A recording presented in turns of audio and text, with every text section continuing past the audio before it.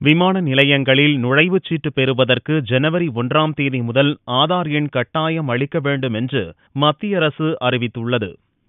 அரசின் மானியங்கள் மற்றும் திட்டப் பலன்கள் ஆகியவற்றை பெறுவதற்கு ஆதார் அட்டை கட்டாயம் கிடையாது என்ற நிலைப்பாட்டை மத்திய அரசு தொடர்ச்சியாக எடுத்து வருகிறது. ஆனால் பல இடங்களில் ஆதார் எண் கட்டாயம் சமர்ப்பிக்கவும் வலியுறுத்தியுள்ளது. இதனிடையே ரயில்வே வாரிய பணியாளர் தேர்வுக்கு விண்ணப்பிப்போர் ஆதார் எண் கட்டாயம் சமர்ப்பிக்க வேண்டுமென்று அறிவிக்கப்பட்ட நிலையில் விமான நிலையங்களிலும் நுழைவுச் சீட்டு பெறுவதற்கு ஜனவரி 1ஆம் தேதி முதல் ஆதார் எண் கட்டாயம் அளிக்க வேண்டும் என்று மத்திய அரசு அறிவித்துள்ளது. திருப்பதி திருமலை தேவஸ்தானமும் பாத யாத்திரை வரும் பக்தர்கள் திவ்ய தரிசன டிக்கெட் பெற ஆதார் அட்டை கட்டாயம் என்று அறிவித்தது குறிப்பிடத்தக்கது.